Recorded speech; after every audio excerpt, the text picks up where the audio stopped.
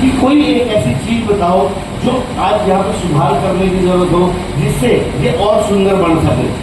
तो मैंने अपने सुझाव में लिखा कि ये जो पूरे इस हॉल में आपने बीच में जो मूर्ति लगा रखी है जो दौड़ रही है, ये बड़ी गंदी है, इसकी शक्ल बड़ी भैड़ी है, ये पिघल रही है, इसके आगे बाढ़ है, पीछे बाढ़ नहीं है, बेढंग का शरीर है इसका।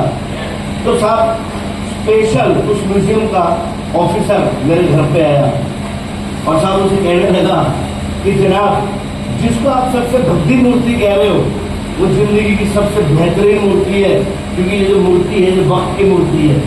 ये वक्त पिघलता चला जाता है और साहब वक्त के आगे बाढ़ होते हैं, वक्त पीछे से गंजा होता है। वक्त एक मौका होता है जो हर इंसान के घर पर एक बार दस्तखत जरूर देता है, जो तो बाढ़ों से पकड़ लेता है, वक्त उसका गुलाम हो जाता है, वरना जिंदगी भर से पीछे फिर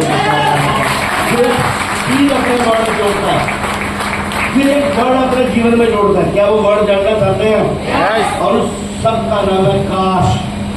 क्या है? काश अगर मैंने अपनी जवानी संभाल ली होती तो, काश मैंने अपनी जवानी में पढ़ाई कर ली होती तो, काश उस समय मैंने अब्बू की बात मान ली होती तो, काश मैंने ऐसा कर लिया होता तो, काश वैसा कर लिया होता तो। तभी किसी ने कहा था कि अब पछताए हो क्या जब चिड़िया चुग गई खेत, कि पछतावा होना चाहिए पर वो ना होने से पहले उसका इंतजाम कर लेना चाहिए। एंड डियर फ्रेंड, एक दिन ऐसा ही मौका मेरी जिंदगी में आया जब मैं 19 साल 11 महीने का था। मेरे दोस्त मुझे स्कूटर के पीछे बिठा कर लेकर गए और जब वो स्कूटर के पीछे बिठा कर लेकर गए तो डियर फ्रेंड, उन्होंने मुझे एक लाइन में खड़ा कर दिया। मुझे ये कहा गया था कि पंजाबी सिंगर आएंगे, वहाँ पे डांस करना है। और जनाब वहाँ पे जब मैं खड़ा हुआ तो लाइन में एक मैडम बैठी थी, उसने मुझे कहा कि 30 रुपए। कितने रुपए मांगे? 30 रुपए। कोई भी कारण आपके जीवन का आपको मजबूर कर सकता है सूझने और बूझने के लिए, समझदार बनने के लिए। उसने बोला 30 रुपए, और माफ करना मेरे जेब में 10 रुपए थे। हाँ जी, कितने रुपए थे? 4 काम करने वाले के बाद भी मेरे पास सिर्फ 10 रुपए थे, क्योंकि वो सारी कमाई कर्जे के अंदर जारी थी। और जब वो टिकट लेने के लिए 10 रुपए जब मैंने उसको दिए, उसने मजाक नहीं उड़ाया, उसने बोला भैया बिल्कुल सही जगह है पर टिकट लगेगी। जब मैं फिर गया और मैंने अपने दोस्त से पैसे लिए और मैं उस मीटिंग के अंदर गया, माफ करना उस मीटिंग में मुझे कुछ समझ में नहीं आया, बस हाँ एक बात समझ में आई थी कि एक वकील था, 3.5 लाख का कर्जा था और उस इंसान का कर्जा उतर गया। और जैसे ही उसको देखा तो एक मन में विश्वास पैदा हुआ था कि अगर इसका कर्जा उतर सकता है तो मुकेश सिंधु तेरा भी कर्जा उतर सकता है। और शुरू हो गया और उस शुरू होने के बाद कुछ समस्याएं आनी शुरू हुई, जिनको लोग समस्याएं कहते हैं। ऐसा हो जब कंपनी के बारे में बताया गया, कंपनी के प्रोडक्ट के बारे में बताया गया, मैं इस पूरे सेशन में आपके साथ 2 बातों में बात जरूर करूंगा, सूझ और बूझ। क्या बोला सर मैंने? सूझ और बूझ का मतलब होता है, सूझ मतलब पहले समझ, फिर इसको बूझ। अब मैं आपसे एक सवाल पूछता हूं कि जनाब, जब मेरे पास 30 रुपए नहीं थे, क्या ये मेरे लिए सोचने का विषय था या नहीं था? 2 ऑप्शन है, नहीं है, नहीं है। हम इस चीज को नजरअंदाज भी कर सकते हैं, या फिर हम ये भी सोच सकते हैं कि इतनी मेहनत करने के बाद, इतनी उम्र हो जाने के बाद, इतने सालों तक एक ही काम करने के बाद भी अगर मेरे पास 30 रुपए नहीं है तो इसका मतलब ये बात फाइनल है मेरे दोस्त कि मैं रास्ते में चल तो रहा हूँ पर जाना मुझे दिल्ली है और जाना मैं कहीं और। ऐसा और मेरी बात से सहमत है? इसका मतलब मैं पहुंच तो रहा हूँ, मैं चल तो रहा हूँ और शायद मैं गलत रास्ते में। क्या मेरी बात से सहमत है? जब मैं अंदर गया, कंपनी के प्रोडक्ट के बारे में बताया गया, जैसा आज आपको बताया कि वैदिक ट्रेनिंग आपके हेल्थ पे काम करता है, वैदिक शिक्षा आपकी हेल्थ पे काम करता है, वैदिक ट्रेनिंग शिक्षा पे काम करता है, वैदिक ट्रेनिंग आपके स्वास्थ्य पे काम करता है। बोलो सही है गलत है? अभी बहुत सारे लोग अपनी मर्जी से अंदाजा लगाएंगे। क्या लगाएंगे? बड़ी बहन क्या लगाएंगे? पूछो क्या अंदाजा?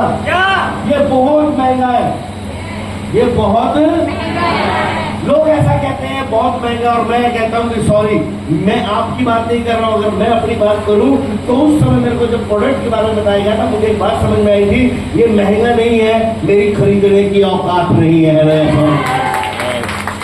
और हो सके औकात वर्ड जो मैं आपको बोल रहा हूं उसको सुन के आपको गुस्सा जरूर आएगा मेरे, क्योंकि ये शब्द हमने आज कोई पहली बार नहीं सुना। ये शब्द हमने हजारों बार सुना अपने रिश्तेदारों से। तेरी औकात क्या है, तेरी औकात क्या है, तेरी औकात क्या है। अगर इस प्रोडक्ट को खरीदने के लिए पैसे नहीं है तो माफ करना, दूसरा झटका तब लगा, आज से उस जमाने की बात कर रहा हूं जब मुझे 9,100 रुपए कहा गया था प्रोडक्ट लेने के लिए। मुझे 1,000 रुपए का बैग दिया गया था, उसके बाद उसके अंदर फाइल दी गई थी। मुझसे टोटल 11,500 रुपए की जब डिमांड करी गई, और 4 काम करने के बाद जब एक ऑप्शन कामयाबी का, जहाँ पे कामयाब लोग थे, मेरे पास नहीं थे, तो माफ करना मेरे दोस्तों, मेरे को फिर मेरी औकात समझ में आ गई है। ऐसा फिर बचपन की बात समझ में आई कि एक तरह के लोग बोलते बता दे रही कि क्या औकात है, तो माफ करना, औकात बाजार से खरीद नहीं जाती, औकात बनाई जाती है। और जब वो औकात बनाने की बारी आई तो 2 ऑप्शन थे मेरे पास।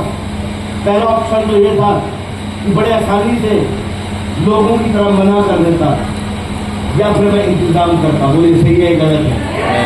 अब सवाल फिर खड़ा होता है कि इंतजाम करेगा कौन। आप में से सभी लोग कर चुके। इंतजाम वो करेगा जो अपने घर का जिम्मेदार होगा। इंतजाम करेगा कौन, जो अपने परिवार का सबसे बड़ा मुखिया होगा, जिम्मेदार होगा, जो हर सच को समझ रहा होगा और अपने अंतरात्मा से ये ठान चुका होगा कि मैं ऐसी जिंदगी अब जीने वाला नहीं हूं, ये मौका मिला, मैं इसको बदल के रहूंगा।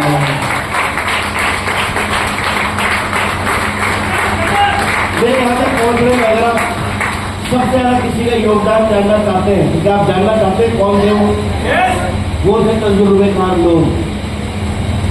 बचपन में समझ में आ चुका था, पूछिए क्या, आवारा दोस्तों के साथ रहता तो आवारा होता, आवारा दोस्तों के साथ रहता,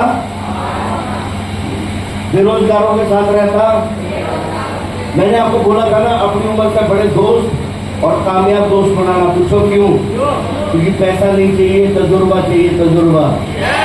और मेरे तजुर्बे ने, बचपन ने मुझे बताया कि अगर मुकेश सिंधूरिया तजुर्बेकार लोगों के पास पहुंच के अगर 18 साल में बिना मंत्री की सिफारिश के, बिना पैसे के अगर सरकारी नौकरी लग सकती है, तो मुझे इस भीड़ में नहीं रहना, मुझे तो मंच पे आए हुए एक एक कामयाब आदमी के नजदीक तक जाना है, क्योंकि मेरे को रोडपतियों के साथ नहीं रहना, मेरे को करोड़पतियों के साथ रहना है।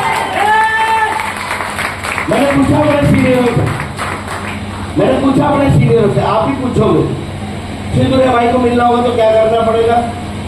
हेलो।